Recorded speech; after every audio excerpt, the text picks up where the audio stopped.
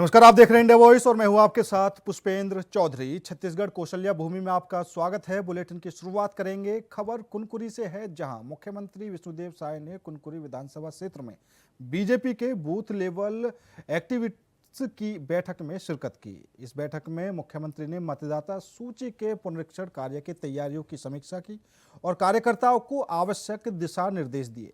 उन्होंने बीजेपी कार्यकर्ताओं को इस महत्वपूर्ण कार्य में सक्रिय रूप से भाग लेने के लिए प्रेरित किया, जिससे आने वाले चुनावों में मतदाता सूची में किसी भी प्रकार की गलती ना हो। बैठक के दौरान सीएम ने 30 दिसंबर को राष्ट्रपति द्रौपदी मुर्मू के जसपुर जिले के दौरे की जानकारी भी साझा की और इसके लिए आवश्यक तैयारियों पर चर्चा की। इस अवसर पर बीजेपी के अन्य वरिष्ठ नेता और कार्यकर्ता भी मौजूद रहे।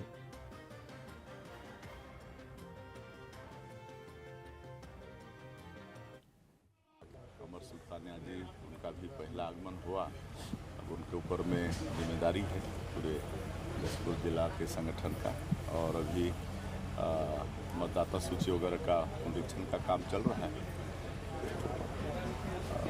सभी से आग्रह किए हैं कि सब अपने अपने बूथ में देखें कि किसी का भी नाम उसे मत छूटे और किसी अपात्र व्यक्ति का नाम उसे मत जोड़े।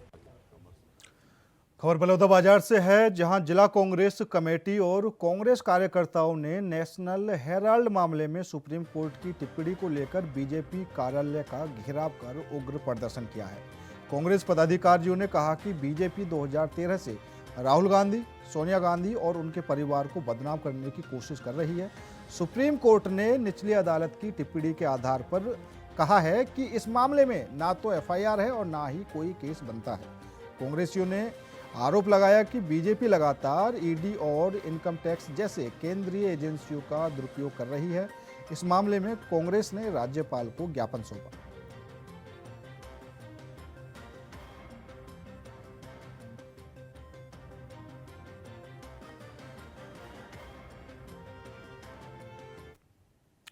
खबर बलौदाबाजार से है, जहां छत्तीसगढ़ के राजस्व और उच्च शिक्षा मंत्री टंकर राम वर्मा द्वारा श्री राम कथा का भव्य शुभारंभ किया गया। दशहरा के मैदान में अयोध्या धाम से आई मानस विदुषी देवी चंद्रकला ने संगीत में राम कथा से श्रद्धालुओं को मंत्र मुग्ध किया। कलश यात्रा जो षष्ठी मंदिर से शुरू होकर नगर के मुख्य मार्गों से होती हुई कथा स्थल पहुंची, जिसमें महिलाओं ने पीले वस्त्र धारण कर मंगल कलश रखा और पुरुष गाजे बाजे के साथ भक्ति गीत गाते हुए यात्रा में शामिल हुए। इस आयोजन का उद्देश्य नगर के संस्कार और आध्यात्मिक मूल्यों को बढ़ावा देना है। कथा 19 दिसंबर से 25 दिसंबर तक प्रतिदिन दोपहर 1 बजे से शाम 5 बजे तक आयोजित होगी। आज पूरे नगर वासियों के सहयोग से आज 7 दिवसीय संगीतमय श्री राम कथा का आयोजन है और आज बहुत संख्या में हमारी जो माताएं हैं वो आज कलश यात्रा में भाग ले रहे हैं। ये 7 दिन जो है हमारे बलौदाबाजार के लिए बिल्कुल धर्ममय वातावरण बना रहेगा। हम सब साथ ही हमारे चंद्रकला देवी जी के अमृतमय वचनों से भगवान राम की कथा का रसपान करेंगे। खबर दंतेवाड़ा से है, जहां उप पुलिस अधीक्षक तोमेश वर्मा पर हुए जानलेवा हमले को लेकर पूर्व मुख्यमंत्री भूपेश बघेल ने राज्य सरकार पर कड़ी आलोचना की है। उन्होंने ट्वीट कर कहा कि छत्तीसगढ़ में अब हालात इतने खराब हो गए हैं कि अब खुद पुलिस भी सुरक्षित नहीं है। बघेल ने बताया कि हमलावरों ने 80 किलोमीटर तक डीएसपी का पीछा किया, जो यह दर्शाता है कि अपराधियों में कानून का कोई भी खौफ नहीं बचा है। उन्होंने गृह विभाग को पूरी तरह से विफल बताया और गृह मंत्री को तत्काल पदमुक्त करने की मांग की है। बघेल का कहना था कि योग्य व्यक्ति को गृह विभाग की जिम्मेदारी सौंपने से ही कानून का राज बहाल हो सकता है।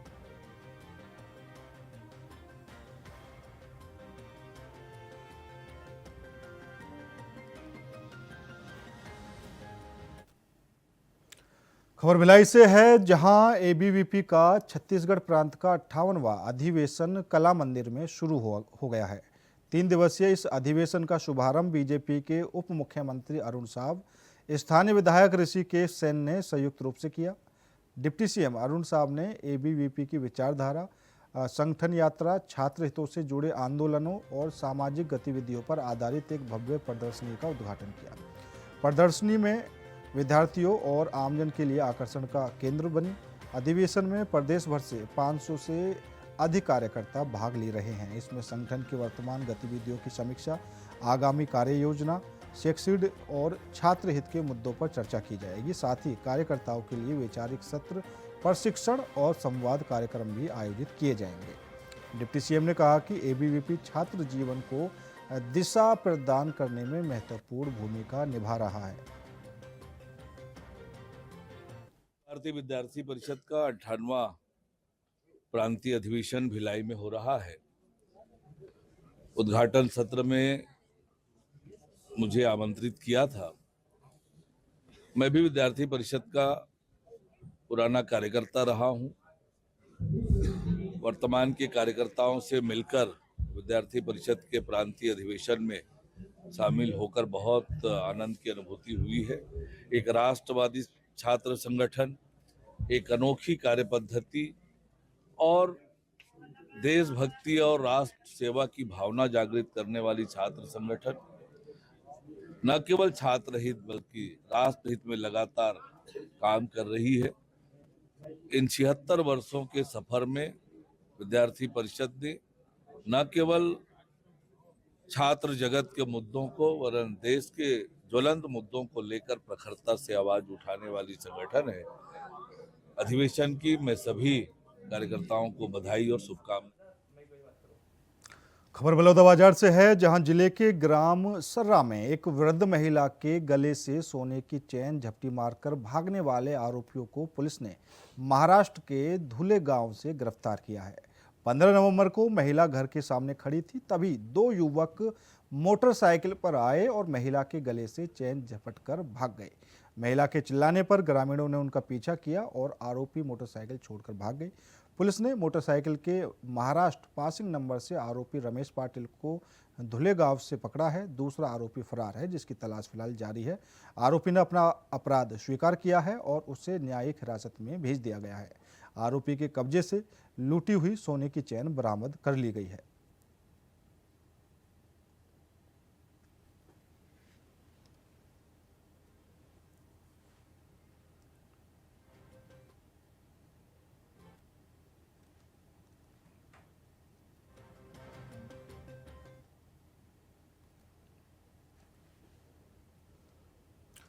फिलहाल रुकेंगे एक छोटे से ब्रेक के लिए। ब्रेक के बाद खबरों का सिलसिला लगातार जारी है। ब्रेक के बाद एक बार फिर आप सभी का स्वागत है। रुक करेंगे अगली खबर का। खबर रायपुर से है, जहां छत्तीसगढ़ के बहुचर्चित 3200 करोड़ रुपए से अधिक शराब घोटाले में ईडी ने एंट्री की है।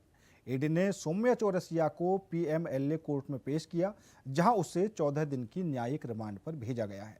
सौम्या की गिरफ्तारी के बाद ईडी के पूर्व आबकारी आयुक्त निरंजन दास को 3 दिन की कस्टडी रिमांड पर लिया।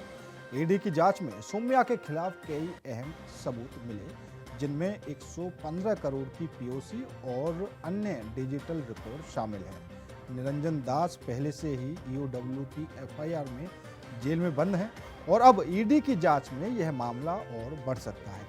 इस मामले में और बड़े खुलासे होने की संभावना फिलहाल जताई जा रही है।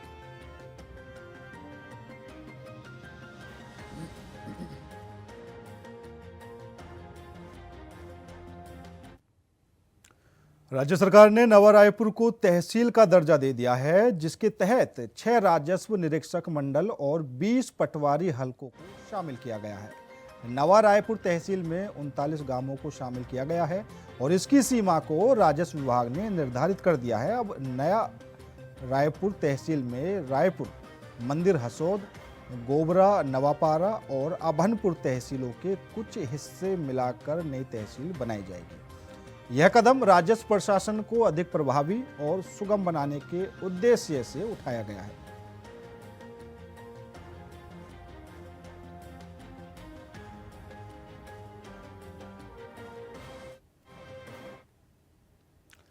सूरजपुर जिले की सभी 54 समितियों में बीते एक महीने से धान की खरीदी लगातार जारी है। हालांकि कई समितियों में बफर लिमिट से अधिक धान खरीदी होने के कारण खरीदी केंद्रों में स्टॉक क्षमता से ऊपर पहुंच चुका है।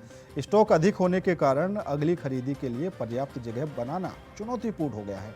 वहीं समिति कर्मचारी संघ ने ज्ञापन में बताया कि धान को 14 से 17% नमी में खरीदा गया था, जिससे अब धान सूखना शुरू हो गया है और समिति को आर्थिक नुकसान का खतरा है। संघ ने चेतावनी दी है कि यदि इस सप्ताह शनिवार और रविवार को धान उठाव नहीं हुआ तो आगामी 22 दिसंबर को खरीदी कार्य प्रभावित हो सकता है। इस संबंध में सहकारी समिति कर्मचारी संघ ने कलेक्टर को ज्ञापन सौंपकर समय पर धान उठाव सुनिश्चित करने की मांग की है। जिले की सभी 54 खरीदी केंद्रों में धान उठाव कब तक शुरू होगा, यह समय ही बताएगा। आज हम लोग धान खरीदी उठाव से संबंध में आज माननीय कलेक्टर साहब को एक आवेदन के माध्यम से अपना अनुनय विनय करने आए हैं कि सर आज एक महीना धीरे धीरे खरीदी हो जा रही है और धान का बफर स्टॉक सभी समितियों में बढ़ते जा रहा है। हमारा निवेदन है कि सीईओ चाहे डीओ के माध्यम से उसका उठाव जो है कराया जाए, जिससे हम समिति के कर्मचारियों पर किसी भी प्रकार का जो है नुकसान ना हो और समय से जो है धान का उठाव हो जाए। खबर कांकेर से है, जहां जिले के आमाबेड़ा के ग्राम बड़े तेवड़ा में धर्मांतरण के विवाद को लेकर दो पक्षों के बीच हिंसक झड़प हो गई, जिसमें कई लोग घायल हो गए। घायलों के इलाज के लिए आमाबेड़ा अस्पताल से मेडिकल कॉलेज कांकेर लाया गया। इस दौरान राजनांद गांव के सांसद संतोष पांडे ने अस्पताल पहुंचकर घायलों से मुलाकात की और उनका हालचाल जाना। सांसद पांडे ने इस घटना को साजिश करार देते हुए कहा है कि आदिवासी समाज की परंपराओं और संस्कृति को बचाना उनका कर्तव्य है। उन्होंने कहा कि इस तरह के मतांतरण मामलों पर जल्द सख्त कदम उठाए जाने चाहिए।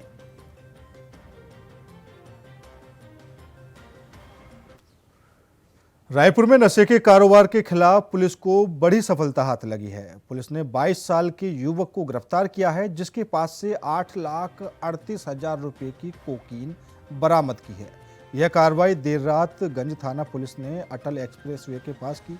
पुलिस को मुखबिर से सूचना मिली थी कि युवक कोकीन रखकर ग्राहक तलाश रहा था।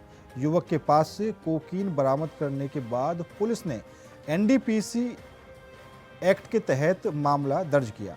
अब पुलिस आरोपी से पूछताछ कर यह पता लगाने में जुटी है कि कोकीन कहां से आई और इसके ग्राहक कौन हैं।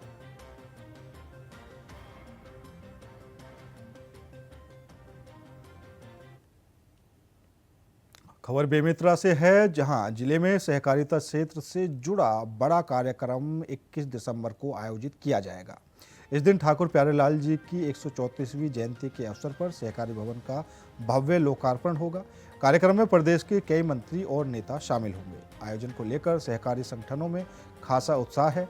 दुर्ग जिला सहकारी केंद्रीय बैंक के अध्यक्ष प्रीतपाल बेलचंदानी ने प्रेस वार्ता में कार्यक्रम की तैयारियों की जानकारी दी और धान खरीदी में तोल गड़बड़ी पर सख्त कार्रवाई का भरोसा दिलाया है।